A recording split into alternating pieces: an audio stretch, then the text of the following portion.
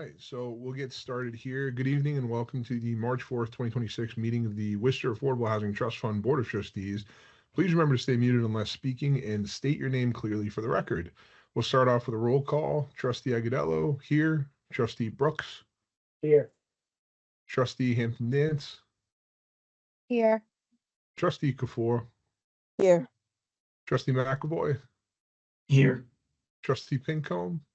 Here. Wonderful. We're all here. Our first item is going to be approval of the minutes from January 14th, 2026. The draft minutes were circulated in advance. I'll pause briefly to ask whether any trustees have any corrections or clarifications.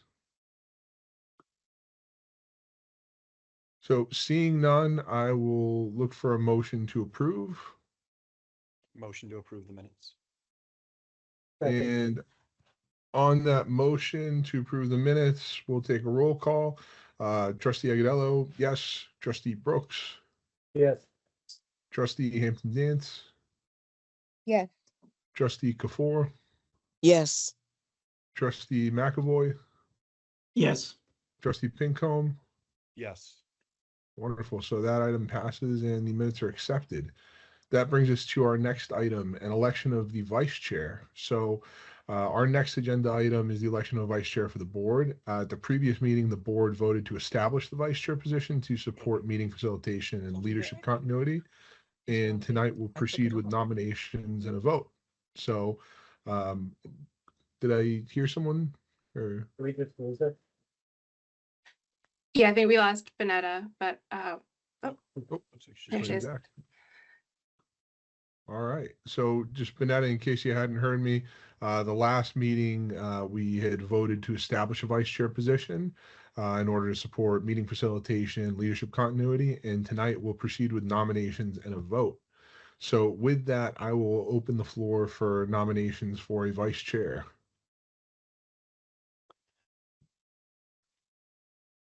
I would like to nominate Jason Pinecone. Well, thank you, Pincombe, for the record. But I appreciate the vote of confidence there. I would second that also. Wonderful. Any other nominations? So seeing none, we will close the nominations. And with that, we'll vote. So we'll take a roll call of trustees to vote for Jason to be our vice chair. So Trustee Agudelo, yes. Trustee Brooks. Yes. Trustee Hampton Dance. Yes, and my apologies. Trustee Kafour. Yes. Trustee McAvoy. Yes. Trustee Pincombe. Do I have to abstain or can I vote yes? It's a good question on parliamentary procedure, but I don't see why you couldn't. I will vote yes, though. All right. So with that, I move to elect Jason Pincombe as vice chair of the Worcester Affordable Housing Trust Fund Board of Trustees. Congratulations, Jason. Thank you. All right. Well, we are chugging along tonight. We'll move to our next item here. Authorization of the spring 2026 request for proposals. So with that, the chair recognizes Jeanette for a staff presentation. Thank you, Chair, and thank you, Trustee Pincombe. So yeah, the meeting tonight should be pretty straightforward unless this item generates some discussion, which would be fine. But so this item is authorization of the release of the spring 2026 request for proposals for the trust fund.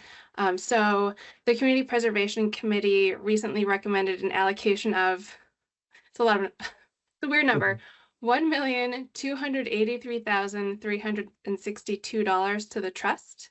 So this is, less than the $2 million that we requested, but it does still provide sufficient funding to move forward with the spring funding round. In addition, we received notice or final confirmation yesterday that the developer behind the 36 Fifth Avenue project will not be moving forward with the $75,000 award that was approved in the fall. So they've indicated that they're unable to make the numbers work with the reduced award amount. Their original request, if you may recall, was $150,000. They have expressed interest in applying again in the next round when additional funding, will be available. So as a result, that $75,000 previously allocated to that project can be rolled back into this upcoming funding round, and that'll bring the total to $1,358,362. And then in terms of the RFP itself, I'm proposing only minor adjustments to the version used in the fall, and I circulated that to the board. So quick overview of those changes. We can move to a single application tier rather than the separate shovel-ready and general tiers. And this will, simplify the process and ensure a consistent evaluation framework for all applicants. And we're able to do this. One of the reasons why we had the 2 tiers in the fall is because the Community Preservation Committee really wanted to see shovel-ready projects, so we can, demonstrate the how the trust fund works and that we're able to move funds efficiently.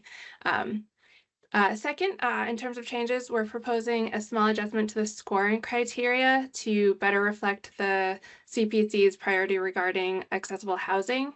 So specifically, the maximum of points available for accessibility would increase by 5 points, with a corresponding reduction in the points allocated to readiness to proceed. And we can obviously discuss this as a board, but that is the suggestion before you. And then lastly, in terms of the application timeline, if the board authorizes the release of this RFP tonight, I anticipate being able to publish the RFP by Friday, March 13th, pending confirmation that we can do so before the City Council, votes regarding the final Community Preservation Act allocations. So I will keep the board updated on that. And then lastly, for real this time, to maximize opportunity for applicants, I'm recommending allowing 5 to 6 weeks for the application period itself. So with that schedule application, if we are able to issue it by the end of next week, then applications would be due on April 22nd. And then project presentations to the board could occur at a May 6th meeting if that works with everybody's schedule. So I'm happy to answer any questions that the board may have, and I welcome any suggestions for the next RFP.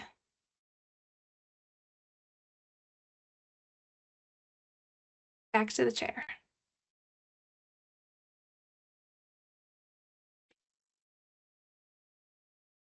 You're muted. Sorry about that. With that, we'll open the item for any trustee questions or the board's discussion. Through the chair, I don't have any questions. I think that was presented very well. Looks like Joe might have a question. Yeah, thanks. I was just interested in, given some of the recent news that there's been around responsible development ordinances and things like that. I was wondering, certainly pursuant probably to Section 7, if there are any protections that we could include related to things like, wage theft and tax fraud and things like that. Is that something that could be either added to or referenced in the developer requirements component of the RFP? Sure. So through the chair, I'm pulling up there is language. There are 2 relevant requirements, and we can discuss those as a starting point. One, there is a wage theft ordinance that the city has passed, and that is incorporated into the RFP, the conditional commitment, and the agreements that are executed with developers. And then they are also required to make best faith efforts for MW, minority and women-owned businesses. I was hoping to pull the language up before I mess that up. So I'm happy to circulate that to the board and highlight it specifically. And I'm also gonna, like I said, try to bring it up right now. While you're looking for that, Jeanette, if I remember correctly, I can't remember if it was self-imposed or if it was part of one of the city's ordinances, but it might be covered. I think it was the Wind Development, the Boys Club, with trying to hire local developers. I feel like there's some union slash wage language there, but I could be imagining this. It was also like 2-3 years ago. So the chair, projects like the Boys Club, when they involve HUD funding, there are certain federal requirements that are apply to projects. So you may be thinking about Section 3, and then Jim is a lot more. He's well versed in HUD regulations. So I don't know if you want to add Yeah, anything to there's that. additional regulations, potentially like Davis-Bacon, Section 3, which is hiring local employees, making best faith efforts to hire local employees, of low and moderate income. So it can stack all those requirements based on the funding sources. Or if there's like an HDIP involved for a tax.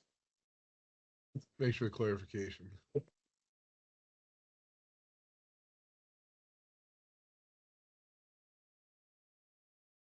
Any other questions here? So No, while, Jeanette's I guess searching. while, Jeanette is pulling up that, the one thing I think we're trying here, swapping off, the point value for accessible versus shovel ready. I think only 2 of our projects that were submitted were not shovel ready the last round. The majority of them were, so I think, shovel ready wise, meeting the commitments of the CPC, I think regardless, we'll still be in good shape there. As far as, getting projects that are not, stalled out for a while. So that would kind of be the only trade-off there, but I think based on last round, it should be.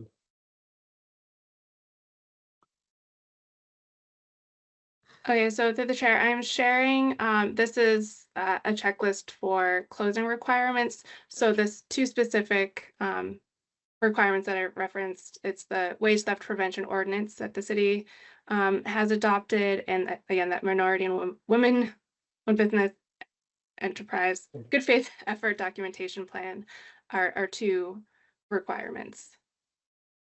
Does that address what Trustee McAvoy, or are there other requirements that you'd like to consider? No, I appreciate the additional context. Thanks for that, Jeanette.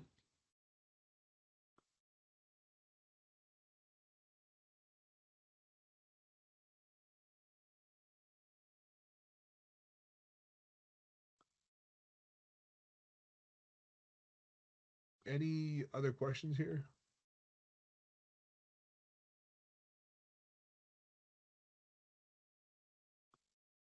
So hearing no other questions, I move to authorize the release of the Spring 2026 Affordable Housing Trust Fund request for proposals.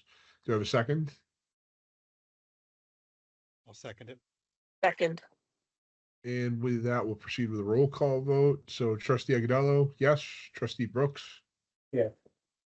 Trustee Hampton Dance? Yes. Trustee Kafour? Yes. Trustee McAvoy? Yes. Trustee Pincombe? Yes. And with that, the release of the RFP is approved. So with that, we'll move to our next item, updates and announcements. And with that, the chair again recognizes Jeanette for staff updates. Thank you. So this will be a brief overview of project activity across, the portfolio of the trust project. So, they continue moving through construction, financing, and occupancy phases. We have 20, it was 21, now 20 projects that are in, these various stages. And we continue monitoring progress and supporting development teams as projects advance.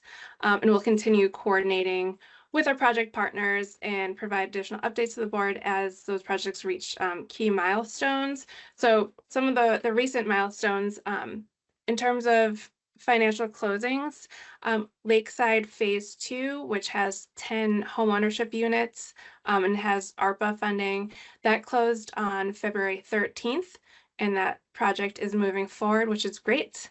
Then Curtis Apartments Phase 2, which we funded in the fall with CPA dollars. That is on track to close next week. There has been massive flurry of emails over the last month plus. So very excited to see that close and commence. Then LaGrange Lofts, that project has an anticipated closing date of March 18th or March 19th, which is, very exciting. And then that's again another ARPA funded project. And then the last ARPA funded project that has date to closing is Colony on Grove, the senior housing project. So we anticipate having an initial business meeting. It gets kickstarts closing calls within the next several weeks. So I'm hoping to have a more solid update on that at the next meeting. And then in terms of other projects, so 24 Jackson Street, that's the project that has 8 affordable studios, 6 of which are accessible, which is incredible. The lottery is now open for that. I, circulated that to the board via email. And if anybody is interested in applying, they have to do so by April 14th. And then just revisiting the CPA projects and contracts for those awards. We are working with the law department on those. So hopefully we have, we start executing those in the near future. The projects that were funded in the fall, one of them was already underway. So we've been working with them to ensure that eligible costs are reimbursable and whatnot, but just wanted to keep you updated on where those contracts stand. And then the next board meeting for us is scheduled for tax day, April 15th. Couple things for that meeting. I do anticipate welcoming our newest trustee at that meeting. She should be confirmed by City Council on March 17th. So that's exciting. And we also may have a conversation about CPA commitments, because all of those conditional commitments are set to expire on April 22nd. So, a week prior, we can provide some updates and have discussions if necessary. And with the new trustee coming on board, I plan to provide a much more comprehensive update on all of the projects in the portfolio at that meeting. So everybody can be on the same page in terms of understanding what projects we have and where they stand. And then my very last announcement, I do want to say, save the date for Mass Housing Partnership's 19th Annual Housing Institute. It is going to be held on June 25th and 26th at the DCU Center. Registration opens up April 13th. And this, I really want to advocate attendance at this conference if you're able to. I've found it incredibly helpful over the last few years. It brings together municipal leaders, volunteers like yourselves, and employees to problem solve, network, and share ideas on the development of affordable housing in Massachusetts. So those are all of my announcements and updates, and I'll turn it back over to the chair. Thank you for all those, Jeanette. And opening the floor real quick, if there's any questions for Jeanette on any of those points, questions in general.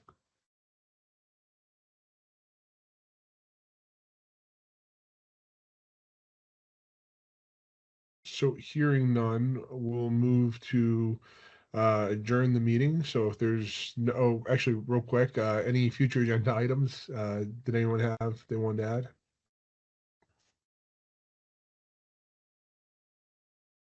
So now hearing none, if there's no further business, I'll entertain a moment to adjourn. I will motion to adjourn. All right, and with that, we will do a roll call vote. So Trustee Agudelo, yes. Trustee Brooks, Yes. Trustee Hampton Dance, Yes. Trustee Kafour,